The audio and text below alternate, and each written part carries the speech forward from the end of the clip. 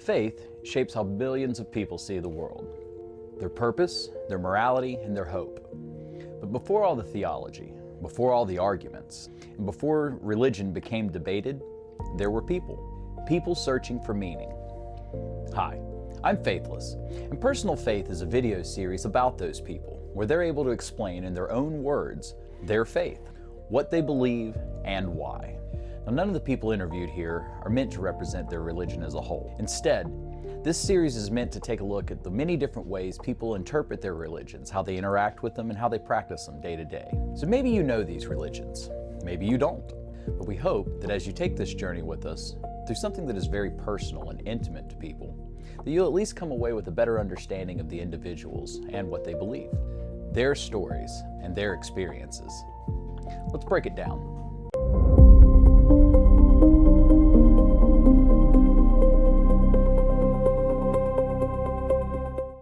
So when this one airs, this will be the third episode in a Personal Faith video, and today I am joined with a Christian, Susie Q on TikTok. Hello, Susie. How you doing? Hello, how are you? Thanks for having me. Absolutely. Thank you for taking the time. I know it takes a lot sometimes for people to get up and just, go out with everything that they believe and put it on the internet and stuff. So it's always good to have someone that's willing to do it. So if you could, just to start out, just give us a little bit about yourself, whatever you're comfortable sharing with everybody. All right, I am 53 years old. I am the wife of a United States Marine. I am the mother of three sons, 28, 25, and 15. I went to Richard Bryan College at the College of William and Mary, where I studied computer science, got my associates in that. Oh, nice. In that time, uh, ended up getting pregnant, as it can happen when one does the deed. Right. And dropped out after that. Gotcha. And after some trials, the young man decided he did not want to be the father and walked away when I was 6 months pregnant. Oh, wow. Um, so yeah, I've had some trials. Then I met my husband shortly after that. And he and I have been through up and down 28 years. It'll do it. 9/11, big one. Oh, yeah. Yeah, he left for 3 deployments Oh, wow. from Okay. 2001 to 2004. So I didn't see him a lot. He was gone 6, 7 months at a time. We'll definitely thank him for his Um, service. oh, Absolutely. I will. And then in 2004, he retired out of the Marine Corps and went to the Knox County Police Department. So from the fire to the frying Right. pan, or from the frying pan to the fire. He did 20 years there and retired. And now we're both in retirement. And we Awesome. get to enjoy life in relative comfort. So that's Yeah, kind of that's nice. nice. Can't hate on that. It's always a good thing. Yes, So, especially since we're both under 60. yeah, absolutely. Like most people are retiring way later than that if they get to, especially nowadays. So, good on you. Awesome. Exactly. So, you were Christian. Would you like to expand a little bit on like because there's various different denominations. There's like the first interview was with a Catholic, and as we had discussed, I'm assuming you're not Catholic, right? Yeah, I'm not. I am a Christian, a Protestant, a member of the Christian Church, Disciples of Christ. Oh, okay. Okay. Could you tell us a little about that denomination? Well, in a nutshell, um, our founders in Kentucky in 1832, January 1st in Lexington, Kentucky, 1832. 4 men came together after multiple years of Mm-hmm. um, talking to each other and discussing ideas, philosophizing about Right. religion. Right. And they decided that the Calvinists and the Presbyterians were not a way they wanted to go. They tried to go with the Baptist, and they decided that wasn't it. So in 1839, they decided that they were going to create a non-denominational church. So in effect, we're the first non-denominational church in the United States. Interesting. So That's an Yeah. interesting little fact because like there's I think when I was in church, a few of the churches that I went to had claimed non-denominational, but they definitely weren't a certain type of church. They didn't have anything on their names, like you know how some of them will be like Church of Christ or something like that. Yeah. So, so the Christian Church Disciples of Christ, they actually split in like 1901, and you have what's called the Christian Church Disciples of Christ, and then the Christian Church Church of Christ. Hmm. So they had the same founding, but they're two separate. Now, what's really funny, there were two reasons why they split. How to do the missionary Mm-hmm. jobs, how Yeah. to proselytize, Right. and whether or not musical instruments should be in the church. Oh, so one of them is the line of thinking that doesn't like music in the church, huh? Correct. Gotcha. Correct. Okay. So we absolutely love musical instruments in our church. So yeah, the Church of Christ, they tend to stray away from using musical instruments up to and including a flute. Wow. So Yeah, I've not been to one. I think it would be interesting though, without any mhm, music. yep. So roughly we're about 300,000 members across 3,600 churches in the United States and Canada. So we're fairly small, Yeah. fairly small. And our symbol is the St. Andrew's cross. So there's probably minor doctrinal amongst other Protestants, minor doctrinal differences that would separate you all from like Protestant, because like the major things, obviously, Jesus is Lord, Jesus came and died for your sins, Jesus rose on the third day. Those things that they all sort of agree with. Are there other little nuances that There like might be? is. Yeah. So the belief for us, Mm-hmm. there's no creed but Christ Okay. and no book but the Bible. So So it's we don't sola. have a Is creed. that That sola is our creed. scriptura? Would that be the same as sola Yeah. scriptura? Okay. Yeah. So the we believe in believers baptism as opposed to infant baptism. Okay. We believe that all followers, whether you're a member of our church or a member of our denomination or not, if you believe in Christ, you are welcome at the Lord's table or the communion Okay. or the Holy Sacrament. We don't Salvation. gate that. Yes, Yeah. we don't gatekeep that at all. And we do it every Sunday. Hmm. So whenever we're together, we have communion every Sunday. So, Oh, okay. I see what you're saying. I see what you're saying. mhm, Wow. yeah. Okay. Now, Uh, is that because he didn't really talk too much about how often he did communion, but is that kind of the same? Catholics do it fairly often too, don't they? I believe they perform the Holy Sacrament every service, every Yeah. mass, Interesting. if I'm remembering correctly. So, Um, could, well, were there more little nuances that you wanted to go into? Because you have all the time you yeah, need. certainly. There are a few nuances. One of the things that our founders said that I really like Hmm. is where the scriptures speak, we speak. Where the scriptures are silent, we are silent. And I Basically, like that. not taking opinions that aren't expressly spoken upon in the Bible, but sticking to what the Bible says, right? Mhm. Something like that. Yes, That's and mostly interesting. the New Testament. Yeah. We focus, that's why I'm very hesitant to talk about the Old Testament. I don't know if you've noticed, because I'm not as strong Right. in the Old Testament as I am in the New Testament. And about the only thing I really like out of the Old Testament that I can stand behind 100% are the Ten Commandments. Hmm.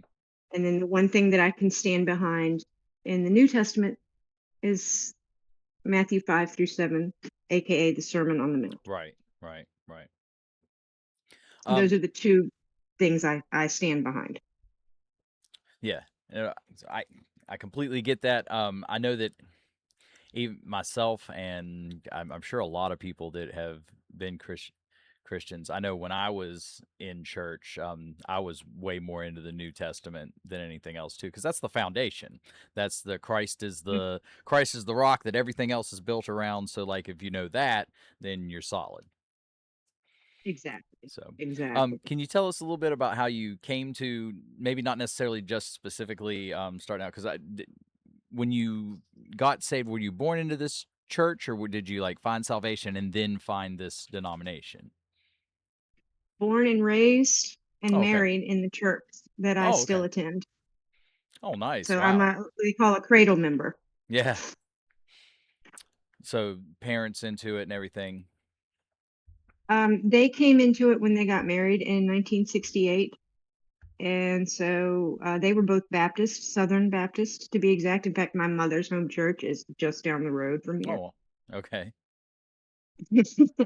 And so they decided that this was the church that they wanted to be as a married couple. Resonated. In fact, they got married in there. Oh, nice. So now, and you got married there too, you said? Mhm. Oh, that's cool. Yep. That's neat. Your parents did and then you did. That's really neat. Well, I think, Yep. I and we're considered some of the newer generations. yeah. So newer families. There are members of that church who've been around since the 1800s, So as the in specific that church family. you're in has been around for a very long time then. That's neat. Oh, our church, Hmm. the church building, yeah. Oh, it was erected in 1729 as the Oh, Church of wow. England. Wow. Yeah, so it's the oldest wooden frame church still in use in the United States. Not is it? Well, that's cool. Hmm. That's neat. Yeah, Nice little pin in the cap there. it is. It is. Patrick Henry's uncle was a minister there. Oh, Dolly wow. Madison was a congregation member. A lot Um, of history. so yeah, it's a lot of history. It was a field hospital during the Battle of Slash Church slash Christian Church. It was Slash Church then, but Hmm.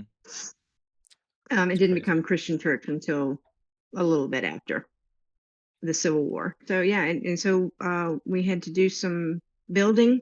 We added on to the church and made a new building for the kids and a basketball, gymnasium. Yeah. Yeah, yeah. And they took some trees down and they found Civil War bullets in it That's neat. in the trees. I'm sure there'd Hmm. be all sorts of stuff around there like that, especially if it was uses that. Oh That's yeah, interesting. there is. So can you I'm assuming that Trinitarian like Yes. believes Trinity. Okay. 'Cause, the next question would be kind of can you describe the God that to the best of your ability the God that you believe in? Um which it sounds like it's going to be kind of just what the Bible says, right?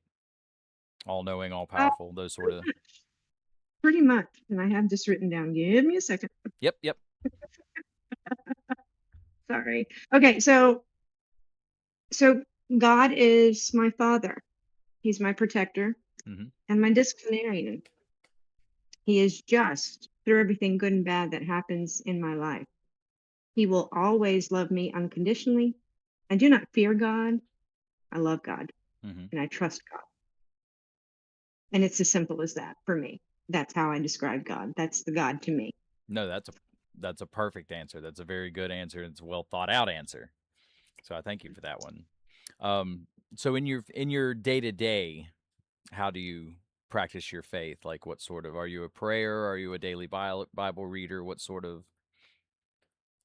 Oh, I wish I was a everyday Bible reader. And honestly, the only times that I consistently is when I'm in lives that they're talking about and somebody says something that I didn't understand, and I go straight to the Bible. That's probably why I don't talk a lot in the lives because I'm reading Read along, what yeah. they're Well, that's not saying. bad. There's Yeah, nothing wrong with that.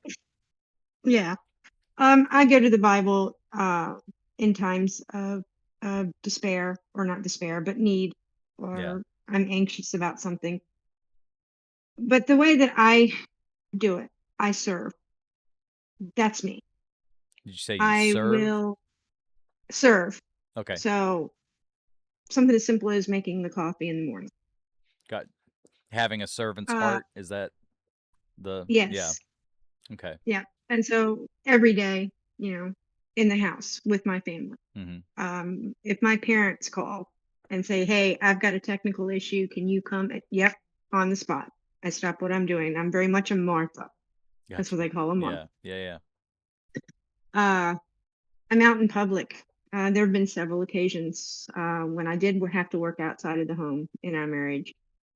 Um, you see people who come through with SNAP benefits, Mm-hmm. and there's just not enough SNAP benefits on there. Yeah. It wasn't anything for me to swipe my card so that they could get the milk and the cereal for their kids.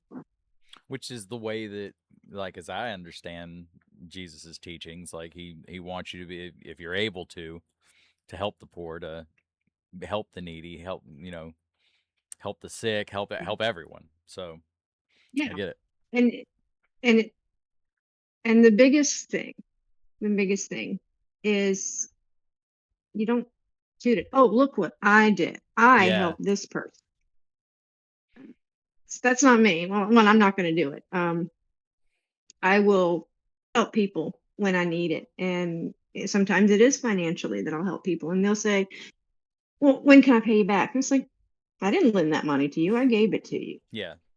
Do what you need to do with it. I do not expect anything back. Um, I support my church, of course. I guess I kind of self-appointed chief decorator. Um, I spent well over 1,000 hours getting the church decorated for Christmas, coming up with the new church, new wreaths, new garlands, everything.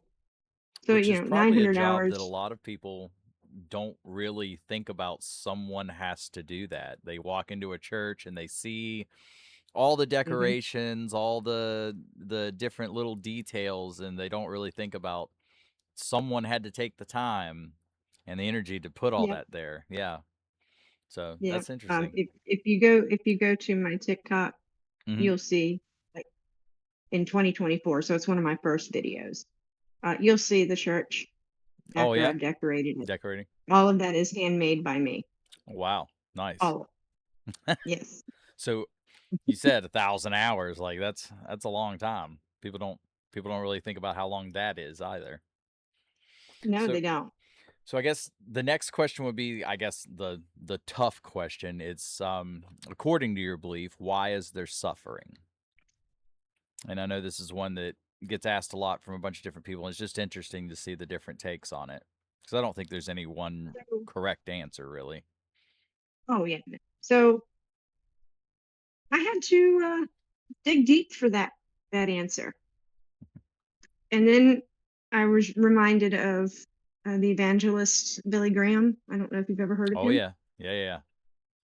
Very familiar with Billy So Graham. so when someone suffers, it is a mystery as to why. We don't understand it. What is God thinking? What is he doing? Hmm.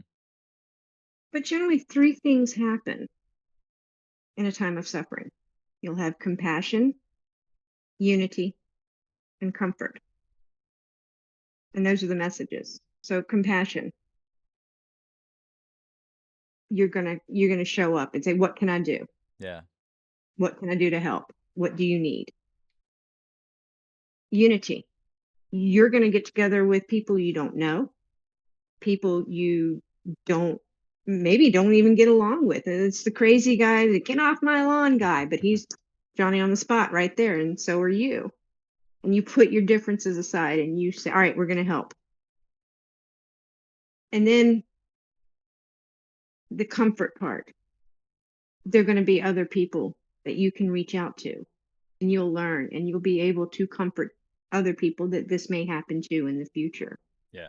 Those are the three things we should take away from suffering. Not the why of it, but how do we get through it together? Kind of Unity. sounds like it. And correct me if I'm wrong. It sounds like it makes it kind of a refining process. It's part of the refining. It Yeah, is iron against iron. yeah, Yeah. yeah. Okay. Um. So according to your belief, and a lot of people probably know this answer, but there might be some nuances, which is what I always think of because I've always found nuances. So, according to your belief, what happens when we die? So there are some that will say it's instant. We go judgment. Some will say it is, we're going to wait till the judgment day, as it says in Revelations. I Right. tend to veer to the Revelation one, but what I do think is we're not going to know how long that time frame is going to be. Hmm. It may be an instant in our consciousness. That's Right. something I mean, how many people have died in the last however many thousands of years, Yeah. and so they're still waiting. I don't think they're waiting in a way that they don't understand what's going on. Right. Okay. And then we're judged by our hearts, and some of us that think we're going to heaven aren't, Aren't. and some of us that don't think we are. Um, it's all to get back to the Garden of Eden and the comfort and the unity To the way and it all was of that originally intended to meant to be. be.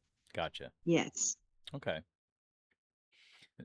Well, um, so on the next one, it's what to you is the most misunderstood part of your faith, but I'd like you to both Christianity as a whole and perhaps the specific denomination you're on, like when interacting with other denominations, something that you think they might misunderstand about yours, if there's anything. If not, we can just stick to like Christianity as a whole.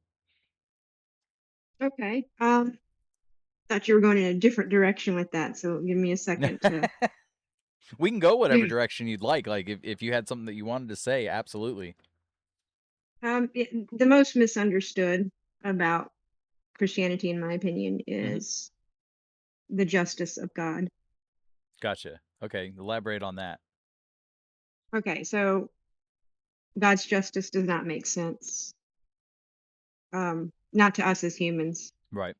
Um, like, I do not understand what the need was for all the atrocities in the Old Testament, but I trust God Hmm. and that what He's doing is in justice and with love.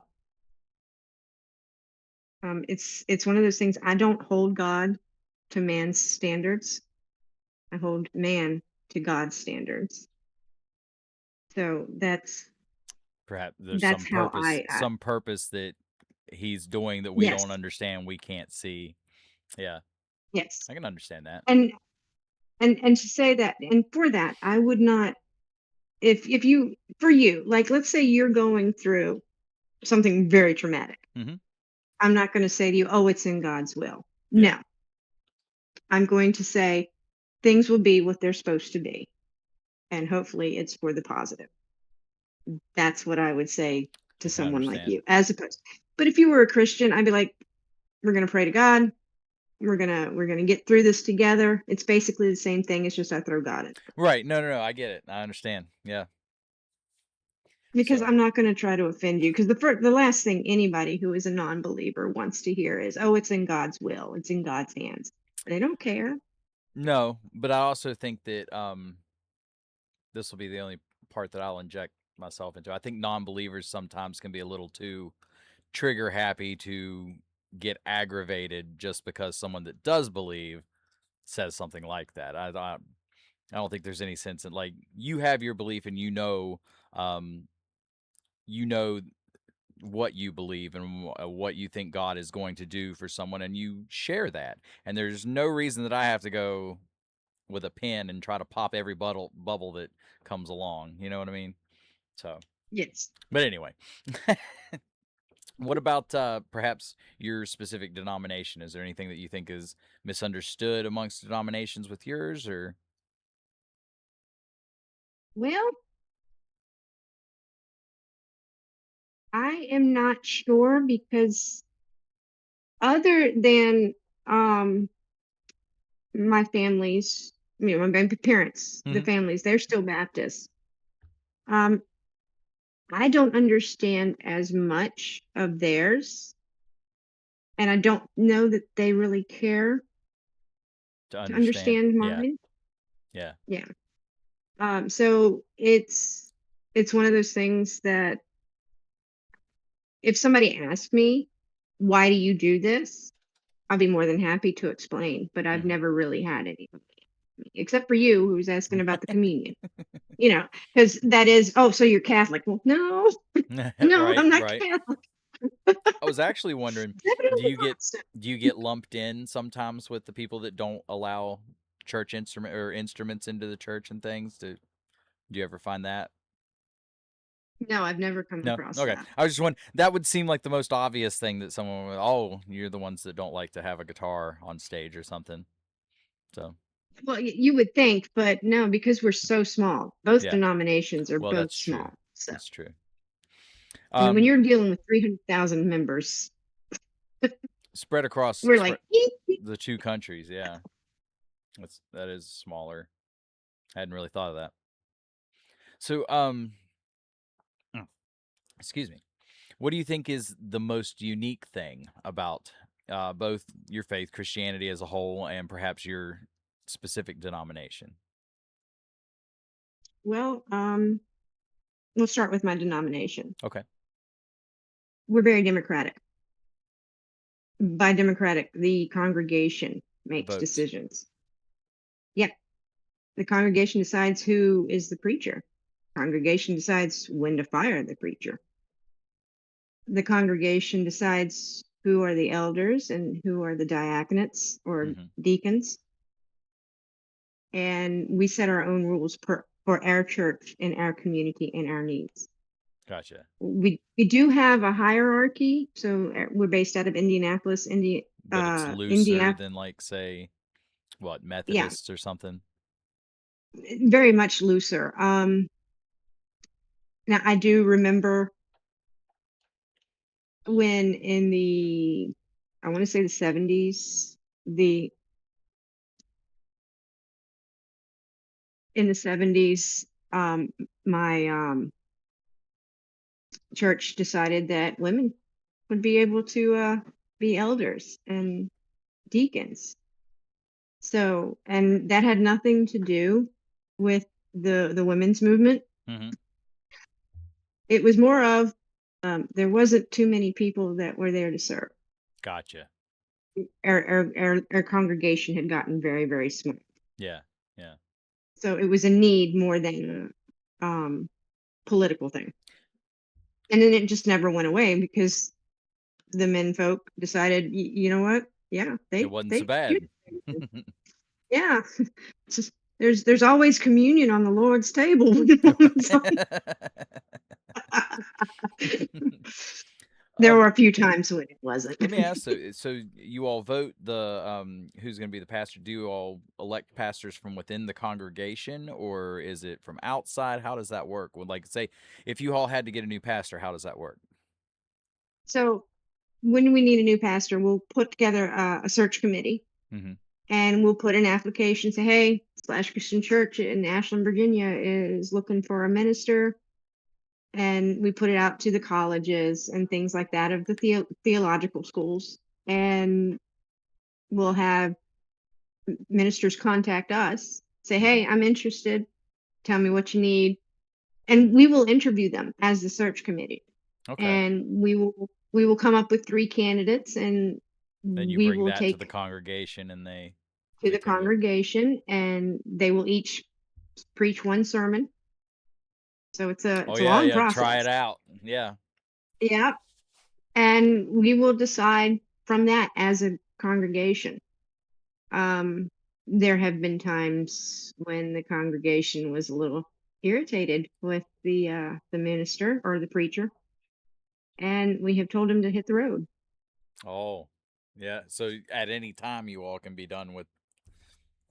That's got to be So if we a. don't like the way he's taking the church, then I can't bye. say that I've ever been to a church that was like that. Any of the churches that where I guess we were just Pentecostal. I don't know what it would have. Like I said, they always said non-denominational, but like any church that I ever went to, it was that pastor's church. You know what I mean? That pastor was the pastor, and no one's gonna get rid of that pastor. If you don't like that pastor, you go to a different church. Like that's Exactly. Whereas the church yeah, here, which makes we're done so with much you, more and sense. Absolutely, absolutely makes more sense. it's part of that unity. Remember, I was talking about the unity, bringing people together as opposed to dividing them, Yeah, bringing people together. absolutely, absolutely. And there are times it's nothing for a member of congregation to literally pull out their Bible when the preacher is preaching and going,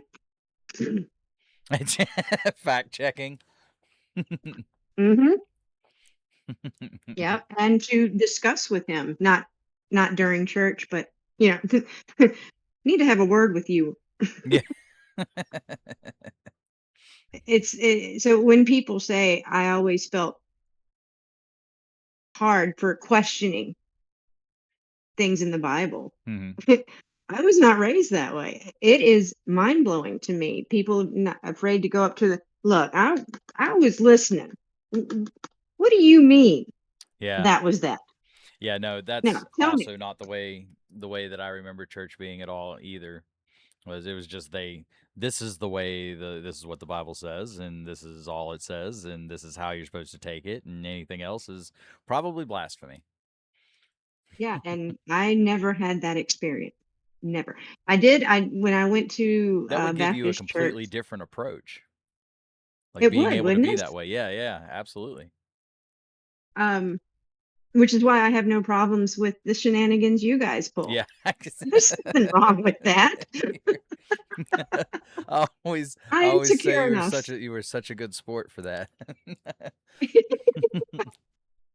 So, um, so yeah, that is when people describe their experiences as to why they left the church. And the number one thing I find is, well, I could never question what was in the Bible. And I'm yeah. like, shit, I was questioning it all the time. What do you mean? I don't think that What does this mean? I don't think that God would mind questions. I mean, like he would have to, if he made you, he would have to know, right? He would have to know if you have a Exactly. question about something. Like, how many times do you have to have a discussion with the prophets? Yeah. Yeah, that's very And he's true. like, I'm telling you, this is what I need. No, no, no, no, no, no, no, no. You're going to have to explain it to me, Lord. I don't want to do this, but you got to. He put Jonah in a fish for crying out loud. Yeah, So, that's true. That is true.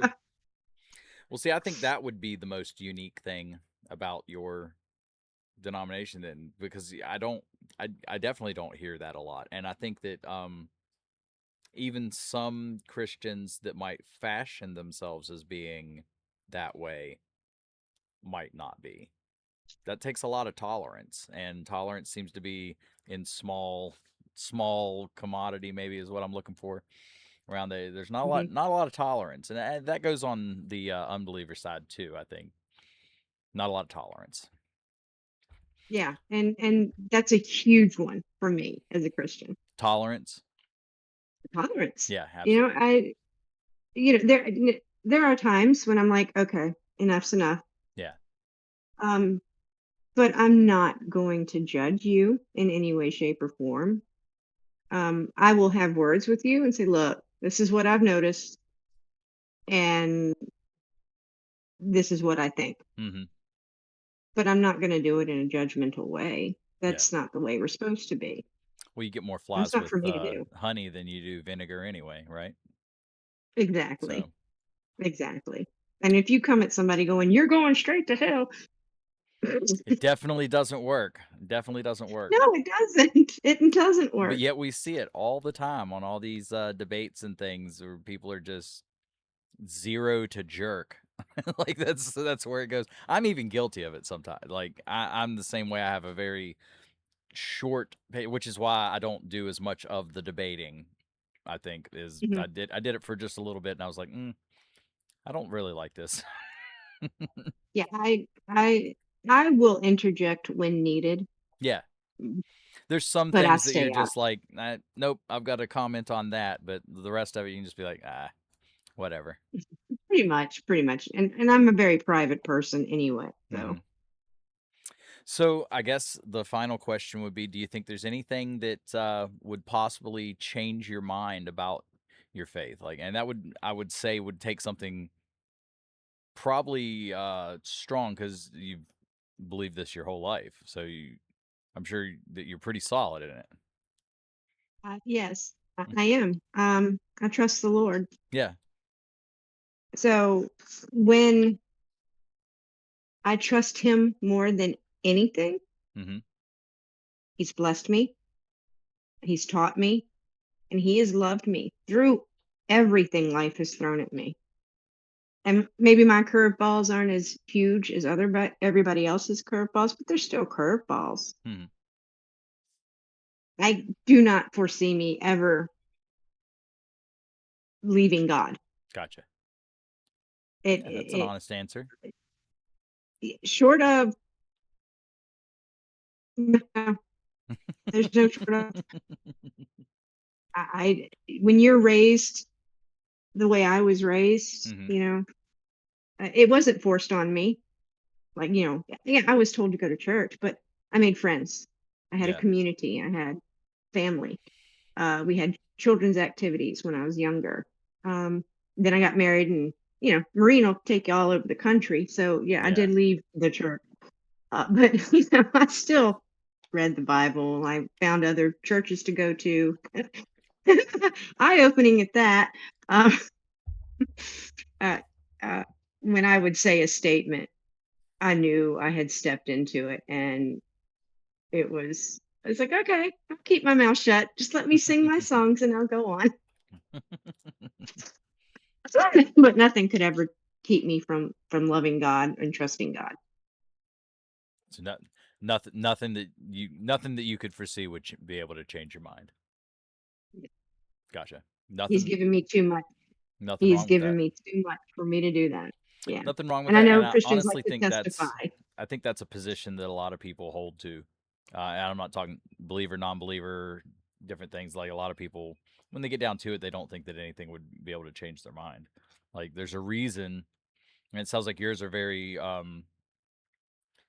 you have that personal relationship. You know what I mean? Yes, So, very much so. which is what it's supposed to be. Well, Susie, Yes. I thank you for answering all the questions. I thank you for the discussion. That was very informative, because I didn't know. I first of all, I didn't know that churches existed that just vote the pastor like that, in that sort of way. Like, because I think there's some other ones that like Methodists. I don't know. Do they vote, or do they just get assigned? They get assigned. Yeah. Methodists See, get assigned. and you're just stuck with it. That's what you get. That's what you get until the Methodist Church decides to move them. I In the think 5 future, years. Yeah, in the 5 years I'm is gonna what you're have stuck with some the preacher. Methodist going, "Hey, man, I didn't like what you said about. Let me correct you." So, well, would you like? I'd like to give you a moment, if you have any sort of TikTok stuff that you do, or anything that you want to push. Then this is your moment to advertise. Well, all of my stuff is just so goofy. There is nothing wrong with that. There's a big market for some goofy stuff on TikTok. Exactly. Right now, I just support my friend. You'll see a lot of reposts Hmm. on mine. Some friends that I've made on TikTok. So that's what I do. Well, Again, everybody Martha, appreciates that, but everybody should stop and say hey to you. Just say hi, and they should definitely like and subscribe, on this video when you see it. And we will do another one just as soon as I have another believer that wants to interview. thank you for having me. Well, thank you so much for being here. Thank you.